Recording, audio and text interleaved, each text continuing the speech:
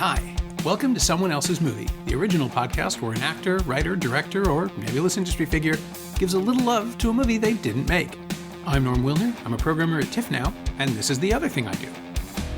My guest this week is Frances O'Connor, an actor I first saw in the Australian romantic comedy Love and Other Catastrophes, and then in Patricia Rozema's Mansfield Park, Harold Ramis's Bedazzled, and Steven Spielberg's AI.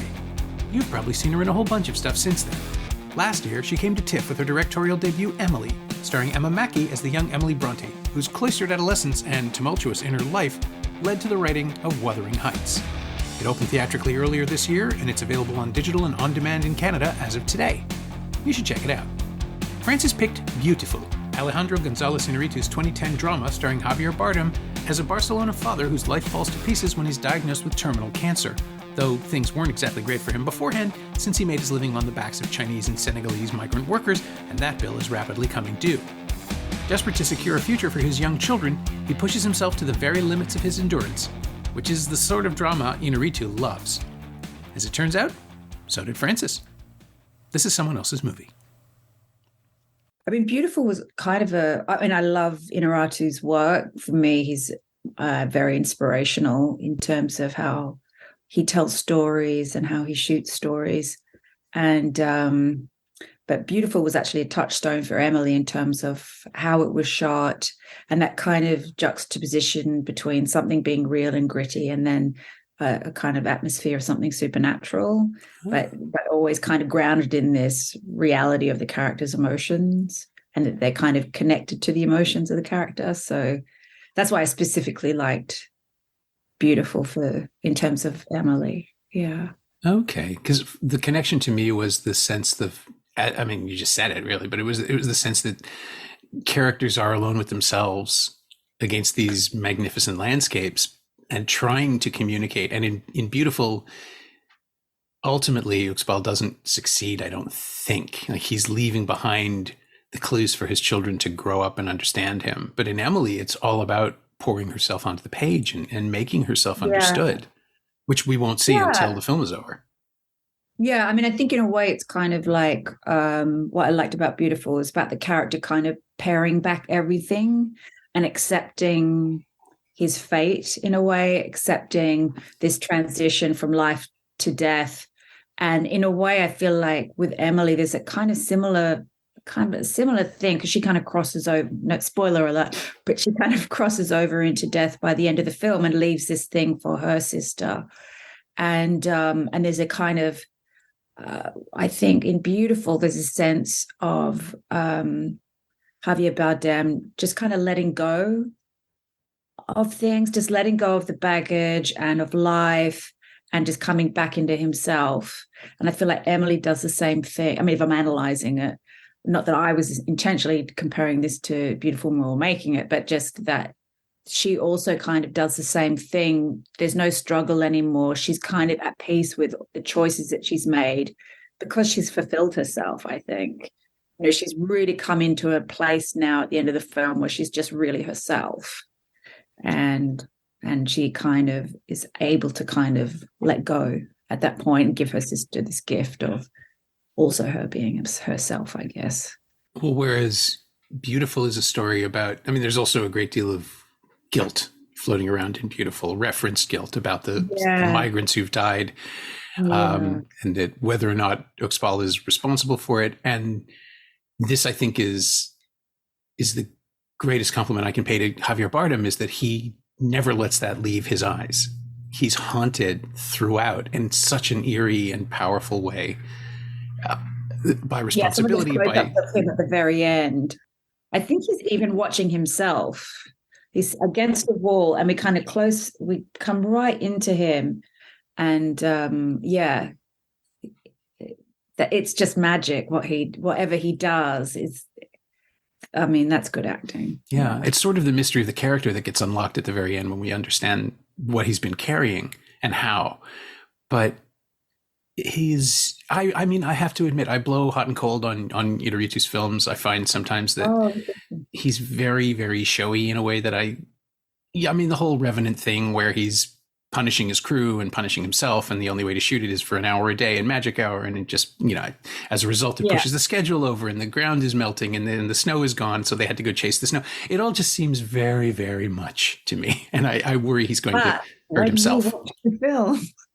When you watch The Revenant, the ecstatic truth, moments in those that are just cinematic genius. You look at like the scene where Leonardo DiCaprio goes over the edge of the cliff with a horse, and that whole sequence, and I feel it's that thing, like he's really chasing something very pure in terms of as an artist and in this visual medium, and I understand that feeling of like, I'm not going to compromise, and especially if you've got like, you didn't know the world was going to warm up that particular year. Yeah, it's fair. And chase the snow and everything, but I get that artistic personality, and and then I think the result is the result, and I think also that film is incredibly powerful in terms of just the poetry of the imagery, and then that kind of the dream. I always feel like cinema, when it's really good, when I really love it, it's got this kind of it's a slightly dreamlike kind of state. Hitchcock does that too, I think. Yeah. More real than real. More the real than real, yeah. And even like even watching the Bardo, which I know a lot of people kick back on, but I loved so many elements of that as well. But yeah.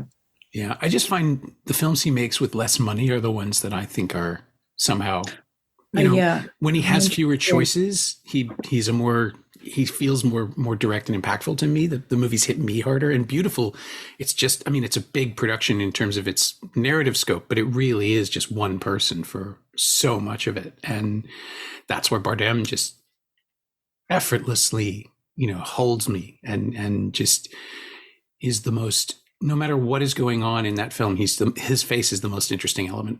And it's just so powerful. Yeah, that kind of intimate relationship between Javier Bardem and the camera and Iñárritu, that kind of it's dynamic, I think, is just really so powerful. But then I also saw that in I would feel like in The Revenant, I really saw that as well. There's that same kind of sense of poetry and humanity and the personal next to, and I get that thing that's that filmmakers want to be ambitious with the stories they tell, because I guess I've only made one film, which was incredibly challenging, and it probably doesn't look like it could be challenging, but it was. And but I understand that thing of like, already I'm thinking, okay, for my next thing, I want to push myself. So I understand why filmmakers do that in terms of like just the scope of The Revenant compared to other films. Sure. Yeah. And the effort is the reward in a lot of ways, I think, with a project that big. The process, yeah. But I always feel very moved by his films, even in The Bardo, which I know some people found a little verbose. I still felt like there was something very human and beautiful in there. Yeah. I like that he works to articulate things that he may not understand when he starts shooting. Yeah. And I have to respect that. Yeah. I thought what was interesting with that was I went to the London Film Festival. They did a screening at the Royal Festival Hall of Bardo, and it was like a huge screen. It's just the best place to watch a cinema, I think, when they do it for the festival. And he was talking about how he's been getting into meditation, and he feels like he wants it to affect how he tells story. And that's why he felt like he didn't want people to be emotionally too right in there, like they would have been perhaps in Biutiful, because he wants people to have a slight distance, I guess, in terms of that experience of like meditating. And I was wondering, is that cinema though? Like, is cinema, because if cinema is supposed to replicate the human condition, then that is in some ways a reactive state. You know what I mean? So it's just like, I was interesting. Like, I understand how you evolve as a human and that you want that to reflect your cinema. But I thought, yeah, that was interesting. It is. Yeah. I mean, David Lynch is famously into transcendental meditation, and you can sort of see the points in his career where his films become slower and more deliberative. I'm thinking just the pivot from Wild at Heart to Lost Highway, where Oh yeah. the most disturbing thing in that film, and maybe in all of his cinema, I think to me, it just hits me every time, is the scene where Bill Pullman simply disappears into a wall, into the shadows, and they swallow him up, and it's unnerving without any reason to be. It's just I mean, it could be absurdist if you played it differently, but he locks us in that moment and we are forced to breathe through it. And it's just the most unnerving thing. And then Mulholland Drive also has these protracted hallucinatory sequences that feel like, you know, maybe hour 3 of a fasting meditation where you just hit something. He's written about it, and it's really quite fascinating. I'm not sure. I mean, it is a kind of cinema, obviously, clearly, because we're experiencing it all together in the dark. But it is something too that's like trying to create an additional level of consciousness through film. Yeah, yeah.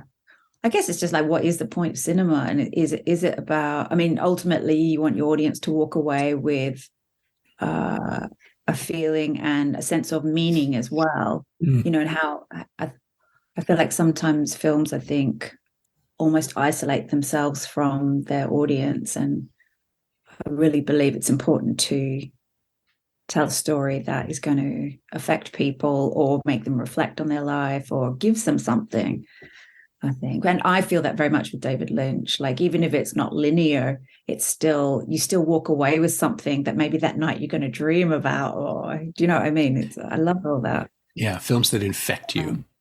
That really infect you, did you say? Yeah, that really get into your consciousness. It's kind of great. Yeah, I think, what was it? God, it's 40 years now. David Cronenberg made Videodrome, and it's all about the idea that a video signal, I mean, effectively gives you a brain tumor, but the way it expresses itself is that hallucinations are triggered. And I saw that at, I think I must have been 15 or 16, and I was just a little too young for it, and it's never left me. And the idea that a communicative device can ruin you, can not only alter your perceptions, but alter your body completely, is just one of those things that I think we're actually getting there at this point. I do too. I feel like our brain and neural pathways are being affected by how much time we spend on our devices. Yeah, social media and brain chemistry. Yeah, definitely. It's frightening. Yeah. I think that's why I love cinema too, because I think you're forced to kind of put your phone down and to just sit in the dark with a community of people, hopefully not eating too much popcorn, and watch a story together, you know. And I feel like it's something that's been with us for, like, what is it, 120 years? Kind of cinema's been with us, and so I hope it stays with us. I hope we don't, you know, because it's such an individualistic kind of society now, and we like to have our laptops with us by ourselves to watch something. So I hope we don't stay. I hope that cinema stays. I think it's so important that it does.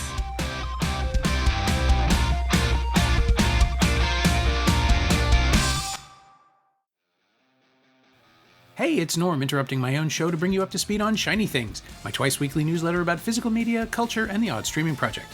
Last week, I wrote about Paramount's new 4K editions of the Picard-era Star Trek movies and Warner's 4K releases of The Maltese Falcon, Rebel Without a Cause, and Cool Hand Luke. Sign up for a 14-day free trial at shiny-things.ghost.io or find a link at the Semcast Twitter account. It turns out I have to write about movies. Come check it out.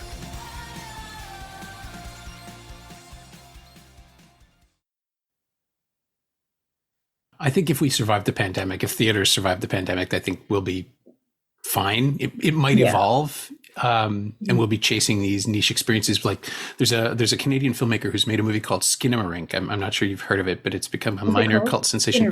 Skinamarink. It's a children's song here, from Sharon Lois and Bram, and it's a horror film about children who wake up, two small children who wake up in their home, realize their father isn't around, and that all the doors and windows in their house have disappeared. And it's shot in noisy, grainy video. It looks like the 1990s. They're disturbing public domain children's cartoons playing on the only television set. And then eventually they start hearing voices.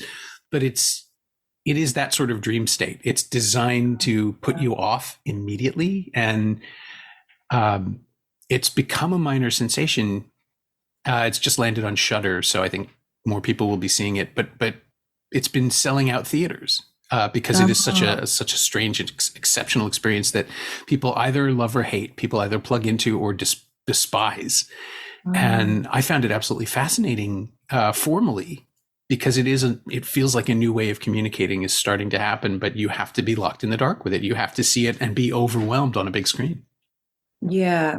Oh gosh, that sounds great. Yeah. And perversely enough, I think that's the same thing Iñárritu is chasing. I mean, he's doing it in a much more formal, like large format, 70 millimeter sort of way, but he wants to envelop us in the stories on a level that no one else ever has, I think, which is maybe the thing that's starting to put me off too, that his scale is expanding to a point that I find almost obnoxious. But when he gets away from that, or when he returns to his original concerns, people, landscape, camera, motion, that's beautiful. That's the movie I want to see more of from him. And maybe that's on me, because I'm just asking him to go back to the thing I like, where he's following his own path. Yeah. Like that people say about Woody Allen, your earlier, funnier films, which is tough, because then he's like, well, I don't want to be, I want to evolve and change. And I guess that's about the relationship between the artist and the public. Of course, it's also a straw man he created for himself, right? Like he's the one who wrote that line. Yeah, that is true. And I think it's interesting too, Hitchcock, so many of his films feel very much like stream of consciousness and like the dream state, and yet he would never admit that. Like if you compare Iñárritu's work with Hitchcock's, I think they're both very good, like with narrative structure and always keeping the audience in mind as they tell the story, and the way they move through space as well, in terms of just being conscious of what the audience is thinking and feeling at any moment. I think they're both very good at that. Yeah. But I don't know, it was interesting that Hitchcock, he never really wanted to talk about that. He never really wanted to discuss. I remember there's the interview book with the Truffaut book. Yeah, the Truffaut book. And Truffaut asked him about that. He sort of says, so many of your films feel like they're in the dream state. And he said, why? What do you dream? And he's like, well, I don't remember. And I kind of love that he doesn't want to analyze his work. He just wants to make it. And he wants to keep stuff unconscious as well. Yeah. And of course, if you watch his films, they're seething with unconsciousness. They're unconscious intent and fetishism, and like just his use of blondes, if nothing else, is textbook fetishism. Yeah, exactly. And then he made Vertigo, which sort of deals with that, and then refused to ever try to approach it again. And Lynch sort of does the same. I mean, once he entered therapy and discovered TM, his symbolism became almost oblique on a level, whereas Blue Velvet is a very straightforward, as much as people complain that it's confusing, it's a pretty straightforward satire of American ordinariness, the sort of 1950s ideal. Dark underbelly.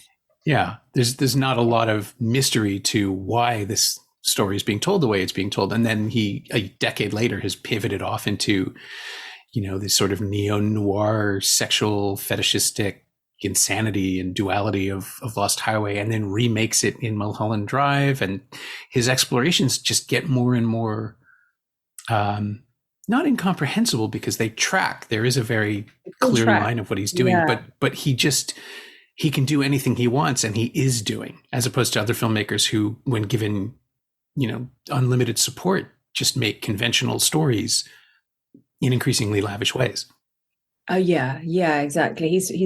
I mean, well, these guys are artists, aren't they? And they're really, but their kind of medium is film, but they're really artists rather than like filmmakers in a more conventional sense. And that's why they're so exciting, because they're interested in, I think, in the audience's subconscious and kind of emotional life. And that's what I love about cinema. And I think that's why cinema is so powerful, is when it does affect people like that. It's really, the thing about cinema, it's a kind of medium that can be, you can tell a story that's just like a political thriller, or that can, or just a comforting comedy, or it can, or something that's going to really freak you out, like Rosemary's Baby, where it does kind of get into your psyche as maybe as a potential mother, or that. So I just love that it's this kind of medium that can kind of it can be anything to anyone, whether you're the filmmaker or the audience. It's one, I think it's one of the best things that we've got as humans, really. Yeah. Which actually gets me to your own work as a filmmaker, as Emily, because on paper, this could be a very immediately recognizable conventional story about women in specific dresses and hats arguing over literature and loneliness. And you've made it an experiential drama about someone who is in her head the whole time, for lack of a better term. We are in there with her in a way that a lot of other films, especially period films, especially biographical fiction, they're not, it's not that they don't allow for it, they're not interested in it. So yeah, how did that come? Like, when did you know that was your way in? I guess I never really thought of it as a period drama. I just thought of it as a story that I wanted to tell about this character that I loved, and kind of grown up with Emily, who was this kind of had her own sense of self that was different than a lot of other people around her. And I knew I wanted to tell this story about an underdog kind of coming to realize herself and find her voice. And I wanted to do that. I've kind of grown up with cinema. I'm a cinema geek or film geek. And so, and I have my heroes, and I have my taste in terms of how I like the storytelling that really affects me. And so, yeah, I did want to do a film that felt kind of handheld, intimate, and very much just centered on the introvert in the room, who maybe other people aren't looking at, but we're looking at, and we're with. That's who we're conscious of. Yeah. And and then to have moments where it becomes more experiential, and then moments where we're distanced. Yeah. And Emma Mackey is someone who I would not necessarily cast to play an introvert, because she's just so present in everything that I discovered her through Sex Education, as I expect most people will have. And she's always pulling focus, whether she means to or not. You just can't not look at whatever she's doing in the frame. She's just so there. And then, of course, in Emily, I realized that that's the appeal, right? We're looking at her when she's not doing anything and trying not to do something as a character. Yeah. But that's also where you place the camera. I mean, sure. The camera, with film, you kind of invent that narrative that you want to look at her, but the camera's on her. And if you've got a big fat close up on her here, and then everyone else is in a wide shot, like, she's dominating the scene. Of course. That's the thing about cinema. But still saying that, you want to look at Emma Mackey. There's something about her face, and it's not just that she's beautiful. There's something in her the way the thoughts kind of go across her face and things. You do want to watch her. But I think she is actually, I'm not sure, but I think she does have introverted tendencies, Emma. And, she's a very private person. And I think it's the tension of that that's also kind of interesting in Emily, perhaps. Yeah. Well, the seance sequence is the thing. And I won't spoil anything. Don't worry. No. But the seance sequence where she's playing the push and pull of really, really wanting to participate and also being terrified of it. I just thought that was, this big round table with so many people involved. And I was just honing in on what she's doing, because it's so human. It's, she doesn't want to do it, but she's fascinated by it. And just the conflict on her forehead is so interesting. Yeah, I know what you mean, because we're kind of reading her face all the way up to the point when she puts the mask on, and then we can't read anything on her face anymore. What's interesting is that you keep reading things on her face, even though it's a mask, and that the mask looks different in certain parts of that scene. And I'm like, well, what is that? Is that the characters around her, or is that how we shoot it? Or, it's just interesting to put a mask on the lead character's face, and for it to still be emotional and still be frightening. Yeah, it's kind of fun. Yeah, and we're about to run out of time, so I got to force the. Oh no, it's not your fault.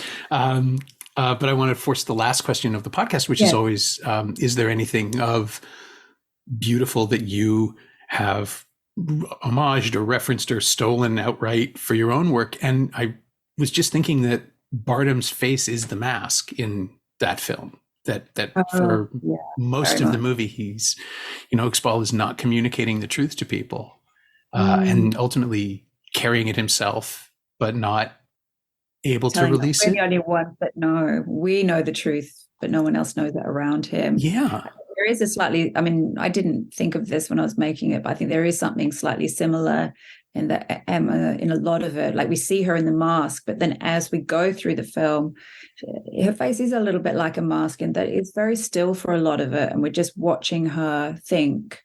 And I love watching actors think too. And I love to just hold the camera on them, no words, and just let them process stuff.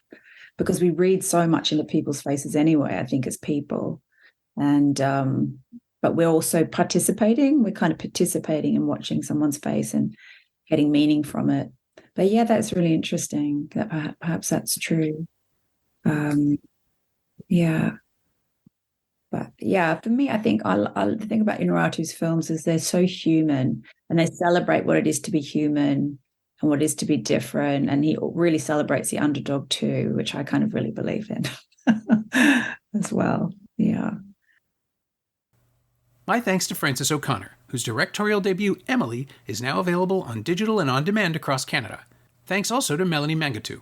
She knows what she did. Frances isn't on Twitter, but you can keep track of her movie at Sphere Pictures CA, and you can find Biutiful on Blu-ray from Lionsgate, and streaming free on Hoopla in Canada and Hoopla and Canopy in the US, and for rental or sale on various VOD platforms. As always, you can find me on Twitter at Norm Wilner, and you can find this podcast there at Semcast, SEMcast, and on the web at someoneelsesmovie.com. The first year of the show is still available for just $20 at payhip.com/Semcast. That's the first 52 episodes of Someone Else's Movie, 44 of which aren't currently available anywhere else. And check out my newsletter, Shiny Things, at shiny-things.ghost.io.